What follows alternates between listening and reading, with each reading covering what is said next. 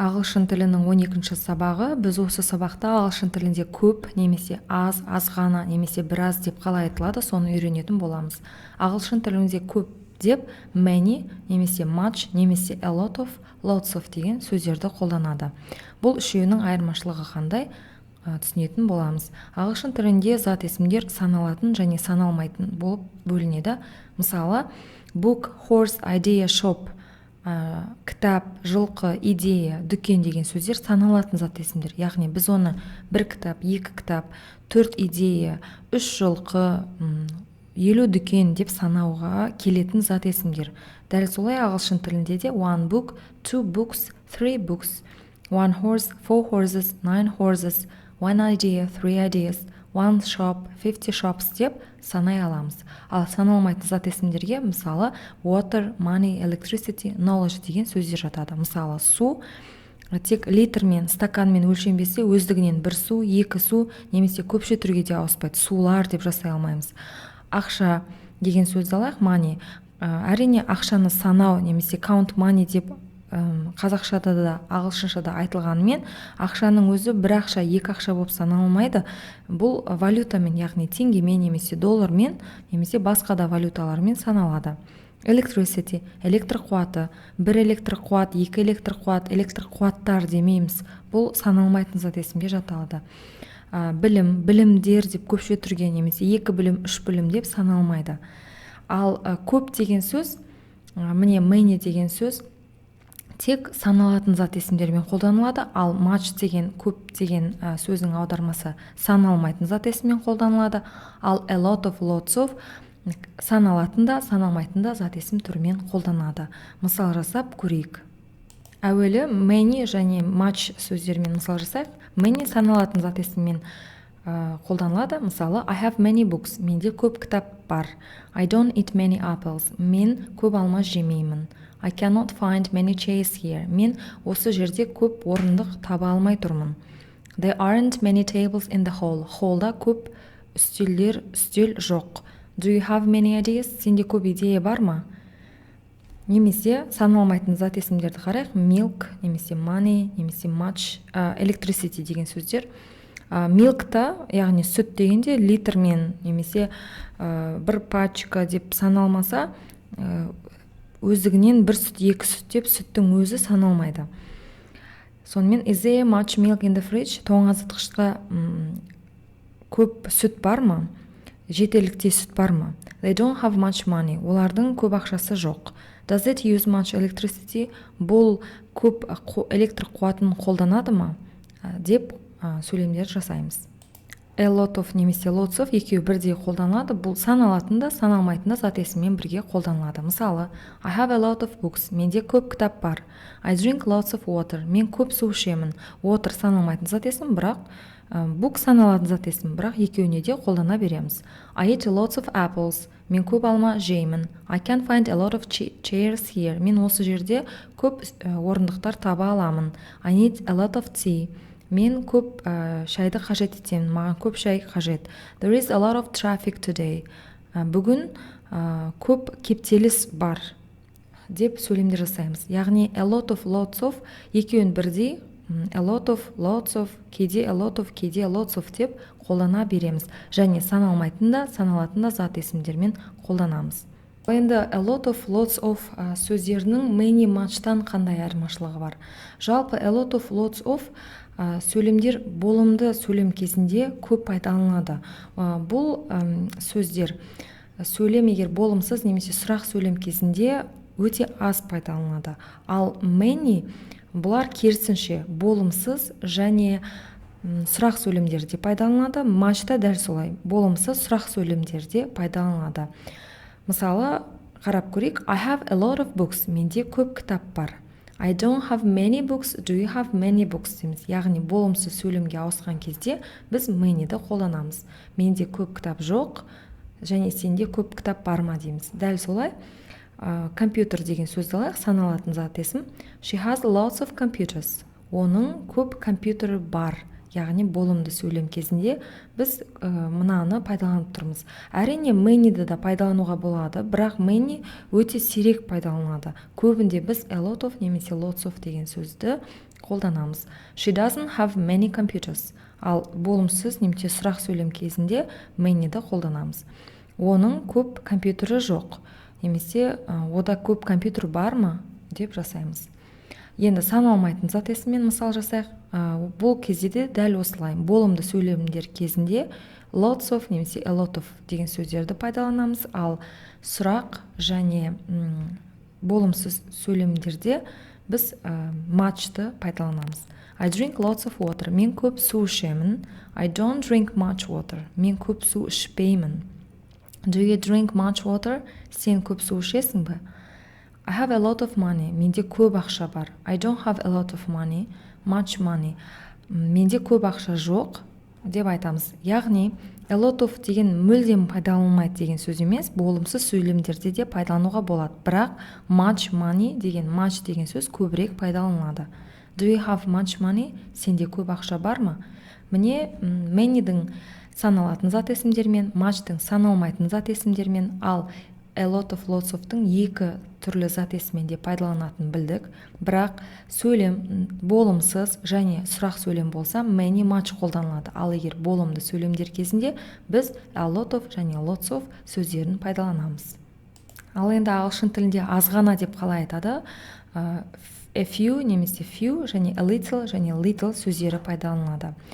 A few және few сөздері саналатын зат есімдермен пайдаланады. Мысалы, кітап a few books деген азғана кітап. Horse жылқы, a few horses азғана жылқы. Идея азғана идеялар. Shop дүкен, a few shops азғана дүкен деп айтамыз. Ал little сөздері саналмайтын зат есіммен пайдаланады. Мысалы, a little water кішкене, азғана су. A little money азғана ақша. A little electricity азғана электр қуаты. A little knowledge азғана білім. Келесі үйренетініміз, кейде біз саналатын зат есімдер алдында, мысалы friend, дос деген бір дос, екі дос деп санай аламыз. Кейде a few, ал кейде few деп азғана деген сөзді қолданамыз. Бұның айырмашылығы қандай? Жалпы осы екі сөздің қолдануына байланысты сөйлемнің мағынасы сәл өзгереді. Мысалы, he has a few friends деген, оның азғана досы бар. Бірақ мұнда әйтеуір бар, сәл болсын бар, досы Құдайға шүкір бар, азғана болса да бар деген сөйлем.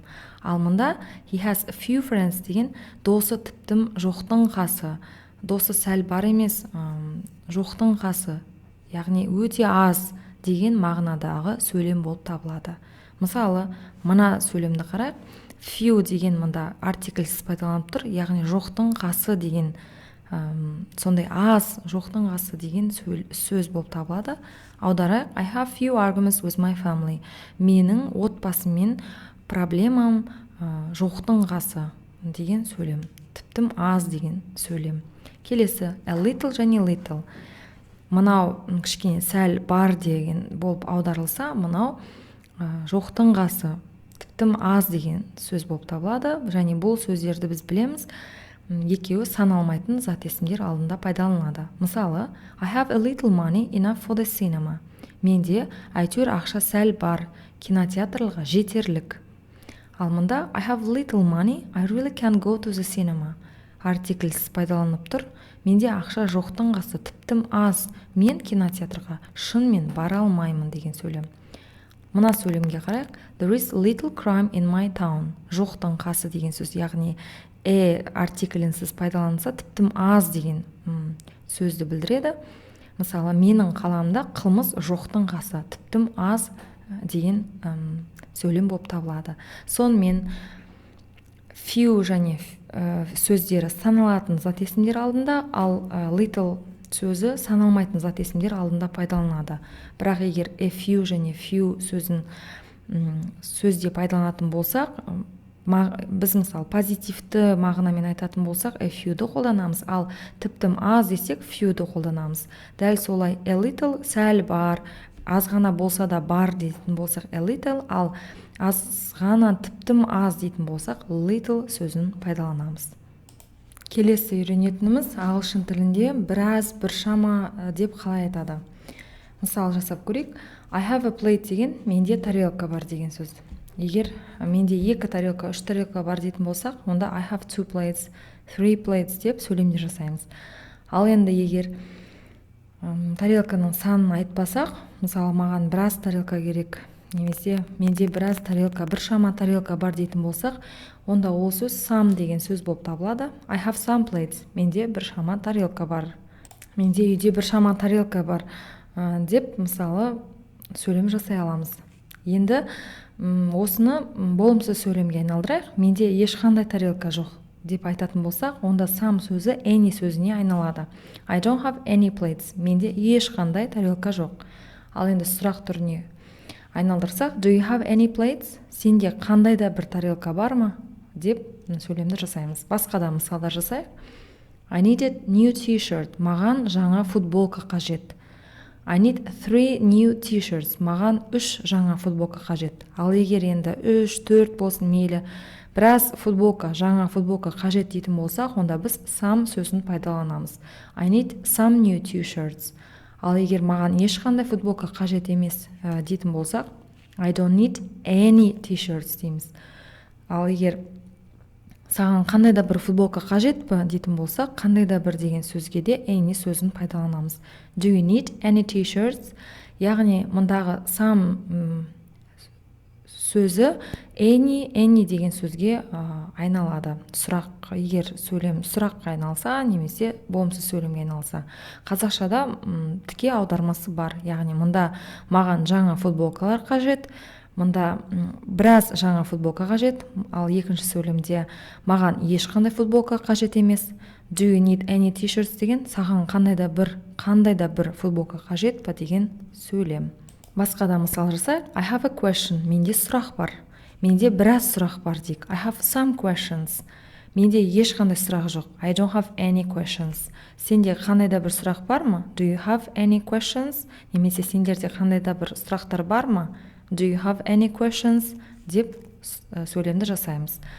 Question, plate, t-shirt барлығы саналатын зат есім. Енді саналмайтын зат есіммен жасап көрейік. Water деген сөз алайық, су. Маған су қажет, мысалы, егінді суғаратын су қажет. I need water. I need some water. Маған біршама су қажет. I don't need any water. Маған ол судың қажеті жоқ. Ешқандай су қажет емес. Do you need any water? Саған қандай да бір су қажет па? Мысалы, егінді суғаратын қандай да бір су қажет па? Деп сұрақты жасаймыз. Келесі мына мысалдарды жасайық. Give me flour. Маған ұн берші. Give me some flour. Маған біраз ұн берші. Don't give me any flour. Маған ешқандай ұн бермей-ақ қой. Менде ұн бар деп мысалы сөйлемдер жасай аламыз. Help деген зат есімді алайық. Бұл да саналмайтын зат есім.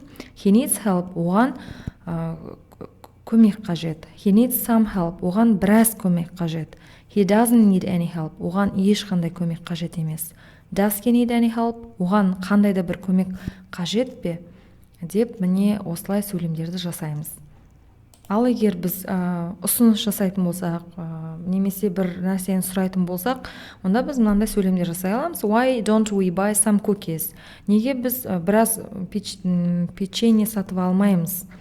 Немесе can you give me some flour? Маған біраз ұн бересің ба? Бере аласың ба деп сұраймыз. Яғни сұрақ кезінде біз білеміз, мұнда any деген сөздер пайдаланылып тұр, бірақ егер біз мұнда any сөзін пайдаланатын болсақ, онда сөйлем былай аударылады. Why don't we buy any cookies? Неге біз қандай да бір печенье сатып алмаймыз? Сен қандай да бір ұн бере аласың ба? Яғни қазақшада да ол мағынасы дұрыс болмайды. Сондықтан some деп сұраққа пайдалансақ, сұрақ сөйлемде пайдалансақ, онда сөйлем неге біз біраз печенье сатып ала салмаймыз? Неге немесе can you give me some flour? Маған біраз ұн бересің бе? Бере аласың ба? Деп сөйлемді жасаймыз. Сонымен біз осы сабақта ағылшын тілінде көп, аз, азғана немесе біраз, біршама деп қалай айту керектігін және қалай сөйлемдерде пайдаланатынын үйрендік.